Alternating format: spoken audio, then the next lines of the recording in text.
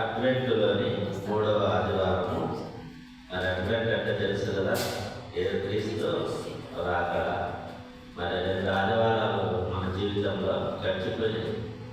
ఈరోజు 3వ ఆదివారం. అడ్వెంట్లోని 3వ ఆదివారంలో మరి దేవుడు ఇంతవరకు మనల్ని నడిపించినందుకు దేవాది దేవునికి, ఆ క్రీస్తు ప్రభుల వారికి మనము కృతజ్ఞాస్తుతులు చెల్లించాలి, స్తోత్రాలు చెల్లించాలి, ఆయనను గణపరచాలి.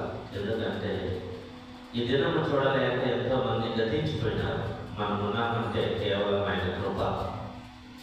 మనుషుడు రొట్టె వలన మాత్రమే కాదు, దేవుడి నుండి వచ్చి ప్రతి మాట వలన బ్రతుకుతూ ఉన్నాం. మన శక్తి సామర్థ్యాల వలన మనం బ్రతకలేదు, ఆ దేవుడి కృప వలన బ్రతుకుతున్నాం. మరి ఈరోజు ఆ దేవాలయ దేవునికి వందనాలు చెల్లించాలి. ఈ ఆదివారం మనం వచ్చినామంటే ఇంకొక వారం తర్వాత మనం క్రిస్మస్ డే, యేసుక్రీస్తు ప్రభుల వారి జన్మదినాన్ని జరుపుకుంటాం. నెక్స్ట్ వారంలో అంటే రేపు వారం వచ్చే ఆదివారం దాకా అటు వచ్చే ఆదివారం జరుపుకుంటాం. మరి ఈరోజు క్రిస్మస్ మరి అంశం ఏమంటే, మన అంశం చదవబడిన లేఖన భాగాల్లో నుండి మన అంశం ఏమంటే క్రిస్మస్ స్టార్. ఎవరు వీళ్ళు స్టార్స్ అంటే, మరి బాప్టిస్ట్ నుంచి యోహాను ఒక నక్షత్రము, అలాగే అపోస్తలుడైన పౌలు ఒక నక్షత్రం. ఈరోజు ఈ ఇరువురి గురించి మనము తెలుసుకోవాలి. ఈ పాఠాలలో చదవబడిన కొరింథీయులకు రాసిన పత్రిక మొదటి పత్రికలో మరి 4:1-5 వరకు, అలాగే మత్తయి సువార్త 11:2-10 వరకు చూస్తే వీరి గురించి రాయబడింది. వీరిద్దరు నక్షత్రాలు, వీళ్ళు స్టార్స్, వీళ్ళు వాళ్ళ జ్యోతులు. వాళ్ళు క్రైస్తవ లోకంలో అనేక మందిని యేసుక్రీస్తు ప్రభుల వారి వైపు నడిపిన వాళ్ళు వీళ్ళు. దేవునికి దగ్గర చేసిన వాళ్ళు వీళ్ళిద్దరు నక్షత్రాలు. వీళ్ళు వాళ్ళు రాసిన రచనలు కానీ, వాళ్ళు చేసిన సేవలు కానీ, వారు దేవుని కోసం హతసాక్షులుగా మారిన విధానము కానీ, ఆ త్యాగము కానీ, అందుకోసమే వారు నక్షత్రాలు, జ్యోతులు ఆకాశంలో పోలిన వారుగా ఉన్నారు. వారు రాసిన, వారు చూపిన ఈ లేఖన భాగాల్లో మనం ఈనాటికి మనం చదువుకొని మనము కూడా వారి దేవుని వైపు నడుస్తూ ఉన్నాం. చూడండి, మరి యోహాను సువార్త 6:63 ఆత్మయే జీవింపజేయుచున్నది, శరీరము కేవలము నిష్ప్రయోజనము. ఆత్మ జీవింపజేస్తారు. ఆత్మయే మరి మనల్ని బతికిస్తారు. ఎందుకంటే చూడండి, యోహాను సువార్త 1:9 నిజమైన వెలుగు ఉండెను, అది లోకంలోనికి వచ్చుచు ప్రతి మనిషిని వెలిగించుచున్నదంట. నిజమైన వెలుగు ఉండింది. ఎవరు ఆ నిజమైన వెలుగు అంటే యేసుక్రీస్తు ప్రభుల వారే. ఆయన లోకానికి వస్తూ అనేక మందిని వెలిగిస్తూ ఉన్నాడు. చీకటిలో ఉన్న మనల్ని, పాపంలో ఉన్న మనల్ని, అంధకారంలో ఉన్న మనల్ని ఆయన వెలిగిస్తూ ఉన్నాడు. కొంతమంది ఆ వెలుగును చూడలేకపోయినారు, గ్రహించలేకున్నారు. పాపముతో నిండుకున్న వారు ఆ వెలుగును గ్రహించలేరు, గుర్తించలేరు. కానీ దేవుడు అందరికీ వెలుగు ఇస్తాడు. ఆయన ప్రకాశించుచున్నది. కానీ చూడండి, నిజమైన వెలుగు ఉండెను, అది లోకంలోని వచ్చుచు ప్రతి మనిషిని వెలిగించుచున్నది. దేవుని ప్రియ సంగమా, అదే కాలం మనం జ్ఞాపకం చేసుకోవాలి. వెలుగు క్రియలు అవి మంచి క్రియలు అంట. వెలుగు సంబంధులు మంచి పనులు చేస్తారు, చీకటి సంబంధులు చెడ్డ పనులు చేస్తారు, పాపపు పనులు చేస్తారు. అందుకోసమనే మత్తయి సువార్త 5:16 ఏమున్నదంటే, అక్కడ మనుషులు మీ సత్క్రియలను చూచి పరలోకమందున్న మీ తండ్రిని మహిమపరచున్నట్లు వారి ఎదుట మీ వెలుగు ప్రకాశించలేని. వారి ఎదుట మన వెలుగును, మంచి క్రియలను ప్రకాశించాలి. మంచి పనులు చేసి అందరూ గుర్తిస్తారు. ప్రకాశించలేని వారి ఎదుట, ఈ లోకంలో క్రైస్తవులమైన మనము మంచి పనులు చేస్తుంటే ప్రకాశిస్తారు. అనేక మంది మదర్ తెరీసా మంచి పనులు చేసింది. విలియం కేరీ బ్యాంకులు పెట్టాడు. విలియం కేరీ ప్రింటింగ్ ప్రెస్ పెట్టినాడు. విలియం కేరీ ఎన్నో భారతదేశంలో అనేక గొప్ప కార్యాలు చేసినట్టు మనము మరి చదువుతూ ఉంటాం, చూస్తూ ఉంటాం, వారి గురించి చెప్పినప్పుడు వింటూ ఉంటాం. ఎన్నో గొప్ప పనులు ఆయన చేశారు. మదర్ తెరీసా కుష్ఠరోగులకు సేవ చేసి అనేక మంది మిషనరీలు వచ్చి భారతదేశంలో వెలిగించినారు, వారు వెలిగినారు. జాకబ్ చాంబర్లెన్ మదనపల్లి ప్రాంతంలో సేవ చేసి హాస్పిటల్స్ కట్టి, స్కూల్స్ కట్టి ఎంతో సేవ చేసి ఆయన కూడా జ్యోతిలాగా వెలుగుతూ ఉన్నారు. ఉదయకాలం నా దేవుడు మనకు కూడా సత్క్రియలు చేసి వెలుగు ప్రకాశించే విధంగా మనం కూడా జీవించాలని ఉదయకాలం నా దేవుడు మనల్ని కోరుకుంటున్నాడు. అలాగే చూడండి, ఎపిసోడ్ రాసిన పత్రిక 2వ అధ్యాయం 10వ వచనంలో కొంచెం కింద నుంచి చదువుతాను చూడండి. దేవుడు ముందుగా సిద్ధపరిచిన సత్క్రియలు చేయుటకై మనకు క్రీస్తు యేసునందు సృష్టింపబడిన వారమై ఆయన చేసిన పని ఆయన చేసిన పని మనం ఎందుకు సృష్టించబడినామంటే మంచి పనులు చేయడానికే దేవుడు మనల్ని పుట్టించినాడు. ఆయన చేసిన పని మనం చెడు పనులు చేయడానికి కాదు. మనం చెడు పనులు ఎట్లా చేసినామంటే లోకంలో వారిని వీరిని చూసి సాతాను చేత చిక్కబడినప్పుడు, సాతాను ప్రభావం మన పైన పడినప్పుడు మనము చెడ్డ పనులు చేస్తూ ఉంటాం. దేవుని ఆధిపత్యంలో మనం ఉన్నప్పుడు చెడ్డ పనులు చేయలేము. దేవుని ఆధిపత్యం నుండి సాతాను ఆధిపత్యంలోకి మనం వెళ్ళిపోయినప్పుడు చెడు పనులు అదే చేయిస్తారు మనల్ని. కాబట్టి దేవుని ప్రియ సంగమా, ఈ ఉదయకాలం మనల్ని దేవుడు మాట్లాడుతున్నాడు. దేవుని పరిశుద్ధాత్మ దేవుడు మనందరికీ బోధిస్తున్నాడు. ఈ లేఖనాల ద్వారా ఈరోజు మనము వెలుగు సంబంధుల వల్ల ఉండాలా, స్టార్ మాదిరి ఉండాలా. ఈరోజు మనము మన ఇంటి పైన ఒక స్టార్ కట్టుకుని ఉంటాం. అనేక మంది ఇప్పటికే కొన్ని ప్రాంతాలలో కొన్ని ఇళ్ల పైన అప్పుడే స్టార్ కట్టారు. ఎందుకంటే మనము స్టార్ కట్టడం కాదు, కానీ మనమే ఒక స్టార్ లాగా మారాలి. మనల్ని చూసి వీళ్ళు క్రైస్తవులు, వీళ్ళ పద్ధతులు, వీళ్ళ జీవన విధానము, వీళ్ళ మాట తీరు, వీళ్ళు చేసే పనులు వెలుగు సంబంధులుగా ఉంటారు, వీరు వెలుగుతున్నారని మనము గుర్తించే విధంగా మనము ఈ లోకంలో బ్రతకాలని దేవుడు మనల్ని కోరుకుంటున్నాడు. దేవుడు ఈ సంగమా, ఉదయకాలంలో మన జీవితం ఎలా ఉన్నది, వెలుగు సంబంధులుగా మంచి క్రియలు, సత్క్రియలు అనే విధంగా మనం బ్రతుకుతున్నామా లేదా అనేది పరీక్ష చేసుకోవాలని చెప్తున్నాడు. అలాగే దానియేలు గ్రంథము 12వ అధ్యాయము 3వ వచనం చదవండి. దానియేలు గ్రంథము, పాత నిబంధన గ్రంథం, దానియేలు 12వ అధ్యాయము 3వ వచనంలో చూస్తే, బుద్ధిమంతులైతే ఆకాశ మండలంలోని జ్యోతులను పోలిన వారై ప్రకాశించెదరు, నీతి మార్గం అనుసరించి నడుచుకున్నట్లు ఎవరు అనేకులను త్రిప్పుదురో వారు నక్షత్రం వలె నిరంతరము ప్రకాశించెదరు. ఎవరైతే దేవుని యొద్దకు అనేక మందిని త్రిప్పుతారో, ఎవరైతే దేవుని యొద్దకు అనేక మందిని నడిపిస్తారో వారు నక్షత్రం వలె ఉంటారంట. నీవు ఇంటిపైన నక్షత్రం కట్టుకోవడం గొప్ప కాదు, నీవే ఒక నక్షత్రం, నీవే ఒక జ్యోతి. ఈరోజు జ్యోతి అని పేరు పెట్టుకుంటాం, అవునా కదా? దేవుని ఎందుకు నడిపించకపోతే ఆ జ్యోతి అనే పేరుకి అర్థం ఉంటుందా? లేదు. ఈ ఉదయకాలంలో మనము కూడా అంతే, దేవుని బిడ్డలుగా ఉండి నక్షత్రం వాళ్ళే మనం వెలగాల్సిన మనము, అనేక మందిని దేవుని ఎందుకు నడిపించాల్సిన మనము, అలా నడిపించకపోతే మనం కట్టుకోవాల్సింది ఇంటిపైన స్టార్లు అన్ని కట్టుకోవాల్సిందే, కానీ మనం స్టారు కాలేము, మనము నక్షత్రం కాలేము, మనం జ్యోతులము కాలేము. అందుకోసమే ఈ మాట, బుద్ధిమంతులైతే ఆకాశ మండలంలోని జ్యోతులను పోలిన వారుగా ఉంటారు. మన బుద్ధి మంచిదిగా ఉంటే, దేవునికి ఇష్టముగా మనం ఈ లోకంలో జీవిస్తే నక్షత్రాల వలె ఉంటామని దేవుని వాక్యం సెలవిస్తున్నది. దేవుని సంగమా, ఈరోజు మనము నక్షత్రాల వలె ఉండాలని మరి మనము కూడా అనేక మందిని పరవైపు తిప్పుడుకు ఈ క్రిస్మస్ లో ప్రయాసపడతాం. ఈరోజు క్రిస్మస్ వస్తున్నది, అనేక మందిని తిప్పడానికి మనము ప్రయాసపడాలని ఈ సందేశం ద్వారా దేవుడు మనల్ని, పరిశుద్ధాత్మ దేవుడు మనం కోరుకుంటున్నాడు. మనం వాటన్నిటికీ పూనుకున్నామా? అనేక మందిని పిలుచుకొస్తామా? దేవుని ఎందుకు నడిపిస్తామా? ఒక్క వాక్యం మాత్రమే చెప్పి దేవుని గురించి చెప్తేనే సరిపోదు, కానీ మన జీవన విధానం కూడా దేవునికి అనుకూలంగా మార్చుకోవాలా.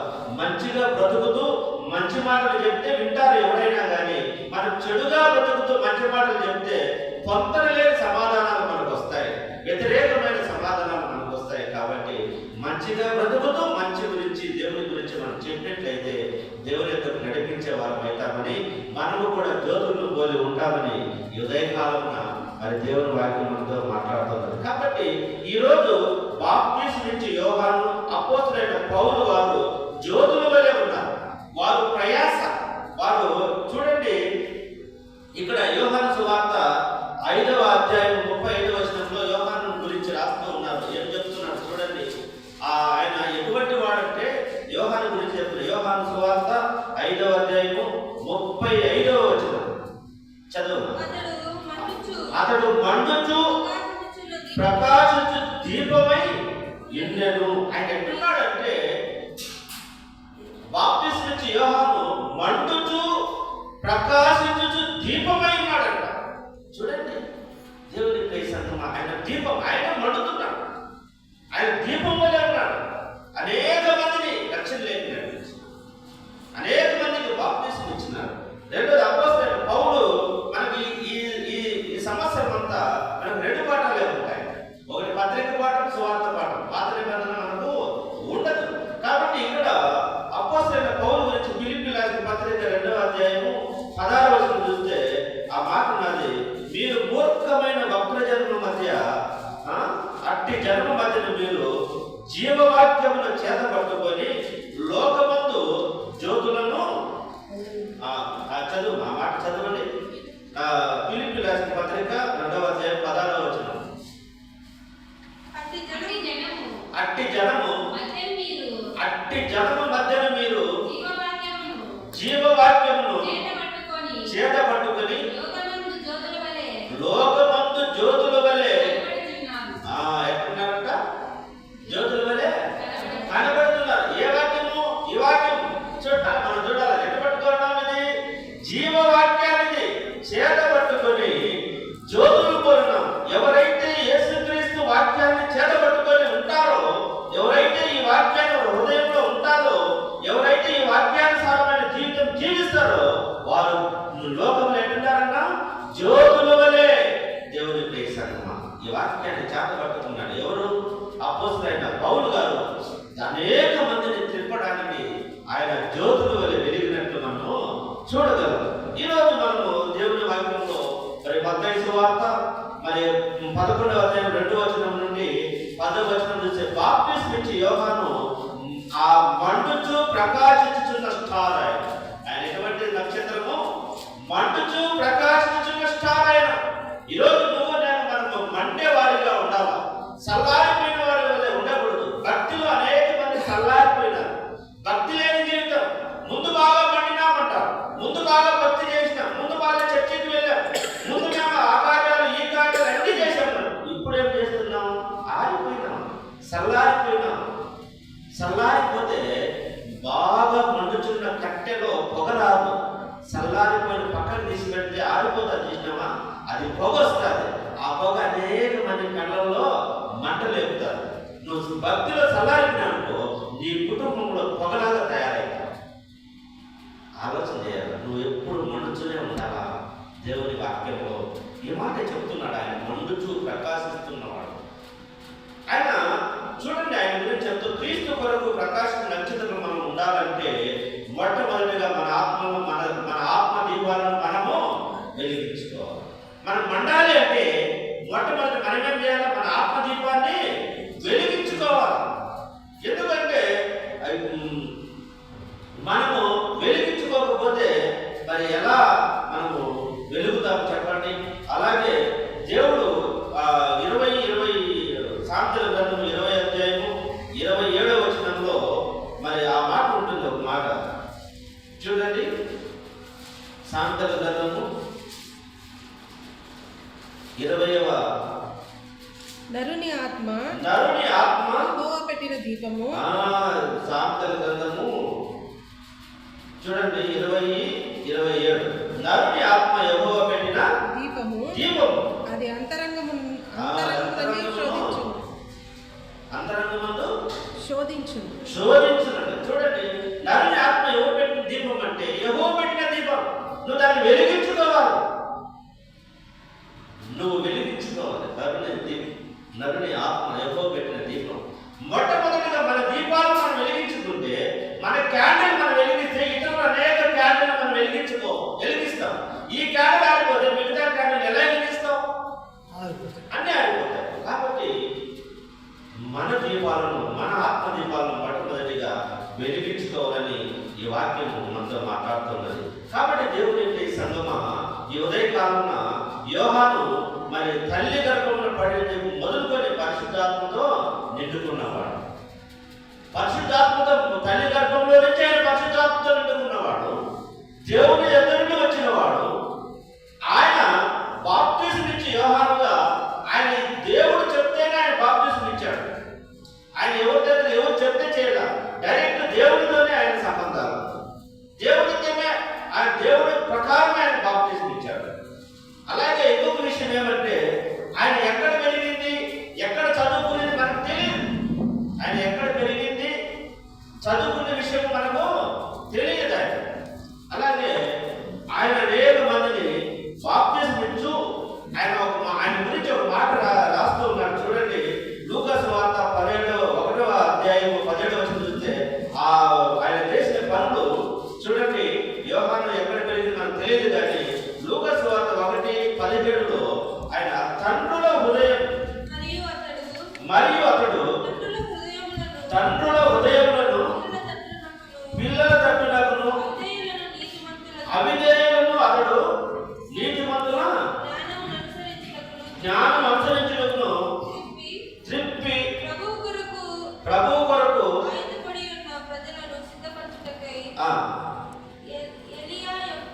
ఏలియా యొక్క ఆత్మయు శక్తి కలిగి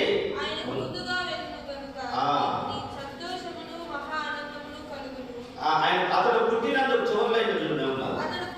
అతడు పుట్టినందుకు అనేకులు సంతోషించినారు. చూడండి, ఈ మాట నాకు చక్కగా చాలా ఇష్టమైన మాట. అతడు పుట్టినందుకు, యోహాను బాప్తిజం నుంచి యోహాను పుట్టినందుకు అనేకులు సంతోషించినారంట. ఈరోజు మనం పుట్టినందుకు సంతోషిస్తున్నారా? ఈరోజు అనేక మంది తల్లిదండ్రులే సంతోషించడం ఎందుకు కన్యామా వీడిని దేనికి పనికి రాకుండా ఉన్నాడు అంటారు. ఆయన పుట్టినందుకు, యోహాను పుట్టినందుకు అనేకులు సంతోషించినారంట. ఈరోజు మనం పుట్టినందుకు కూడా అనేకులకు సంతోషకారణంగా ఉండాలి. అనేకులకు మనం చూసి సంతోషించేవారిగా ఉండాలి. మంచి ప్రవర్తన కలిగి నడుచుకుంటా అంటే చుట్టుపక్కల కూడా సంతోషిస్తారు. మంచి బిడ్డ, మంచి వ్యక్తి, ఒకరికి సహాయం చేస్తారు కానీ ఒకరికి అన్యాయం చేయడండి. ఈరోజు మన గురించి అలాగే ఎవరైనా చెప్పుకుంటాము. దేవుని ప్రియ సంగమా, ఈరోజు మనం గమనించాలి. ఎందుకంటే క్రైస్తవులుగా మనము జీవించే జీవితము అనేకులకు సంతోష కారణంగా మనము బ్రతకాలని యోహాను గారు అలాగ బ్రతికారు. అందుకే ఆయన నక్షత్రం, అందుకే ఆయన మండుచు జ్యోతిలో ఉన్నాడు. ఆయన మండుతున్నాడు కాబట్టి ఇతరులను మండించినాడు. ఆయన ఆరిపోతే ఎవరిని మండించలేదు. ఈరోజు దేవుని సంగమా జ్ఞాపకం చేసుకోవాలి. మరి యోహాను సువార్త 1:36 చూస్తే యేసును గురించి ఈయన పరిచయం చేస్తా ఉన్నాడు. మాట్లాడుతున్నాడు పరిశుద్ధుడు ఈయన బాప్తిజం నుంచి యోహాను యేసు స్వామి గురించి యోహాను సువార్త 1:36లో 1వ అధ్యాయం 36వ వచనం చూస్తున్నాను. ఆ మాట ఏం చెప్తున్నాడంటే, లోక పాపము మోసుకుని పోతున్నా అతడు నడుచుచున్న యేసు వైపు చూచి ఇదిగో దేవుని గొర్రెపిల్ల, లోక పాపం మోసుకున్న దేవుని గొర్రెపిల్ల అని చెప్పినప్పుడు ఆయన శిష్యులు కూడా ఆయన అంటే వెళ్ళిపోయినారు. ఆయన పట్టించుకోలేదు. పరిచయం చేసినాడు, ఈయన దేవుని కుమారుడు, ఈయన మెస్సియా, ఈయన గొర్రెపిల్ల, వదిలిపోబడడానికి మన అందరి పాపముల నిమిత్తం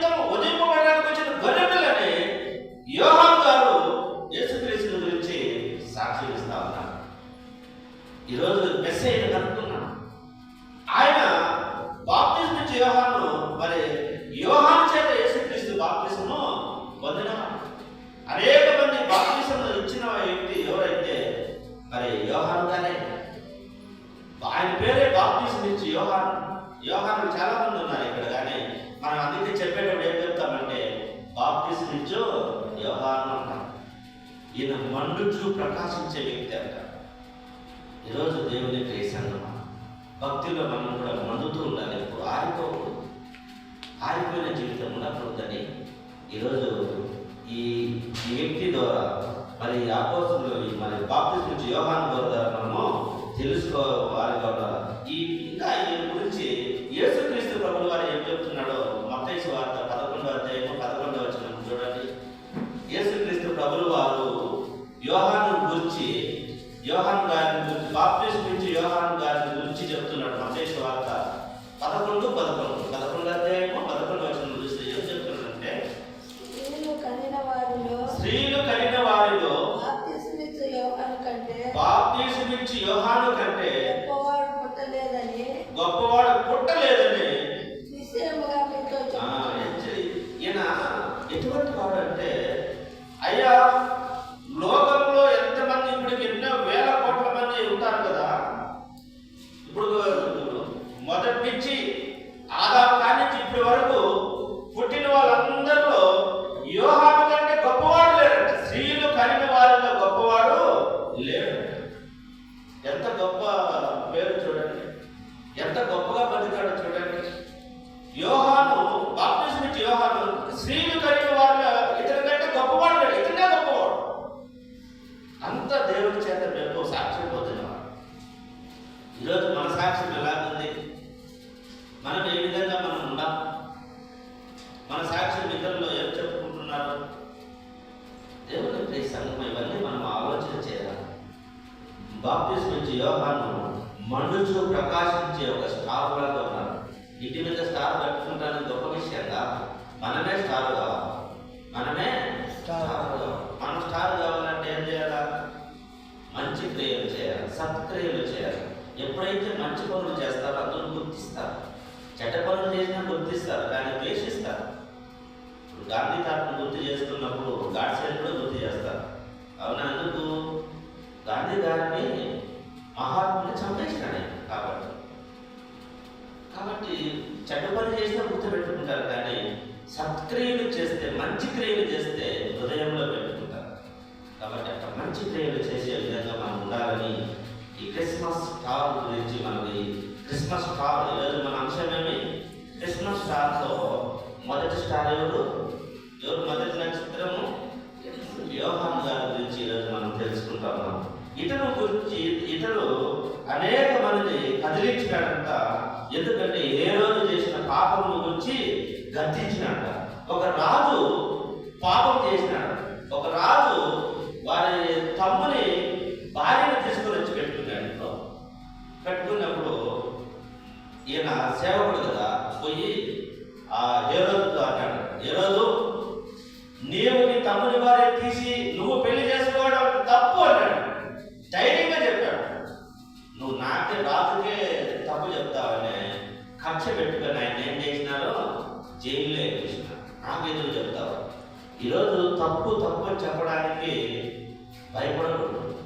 మనకేదో జరుగుతుందని మనము తప్పును ఒప్పని చెప్పకూడదు. ఎందుకు? మనకేదైనా నష్టం జరుగుతుంది. కానీ ఈయన నన్ను చంపేస్తారని తెలిసి ఆయన తెలియదు. రాజుకు నువ్వు చేసేది తప్పు అంటే ఆయన శిక్షిస్తాడు తెలియదు. ఆయన తప్పని ఖండించిన వ్యక్తి. అందుకే ఆయన జైల్లో వేశారు.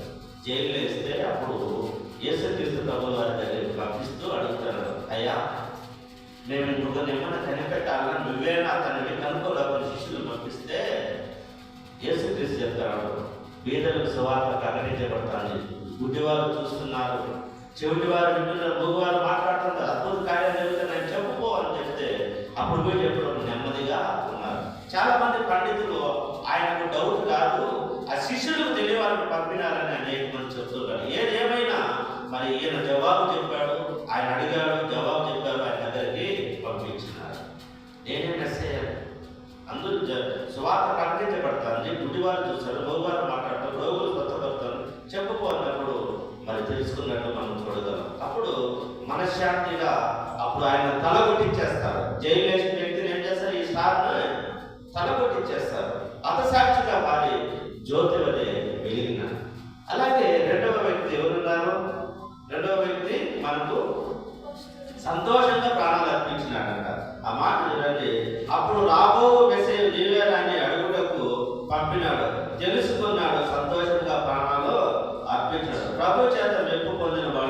ఈ లోకంలో మనము కూడా మెప్పు పొందాలనేది దేవుని ఉద్దేశం. రెండవ పాఠము కొరింథీయులకు రాసిన పత్రికలో మరి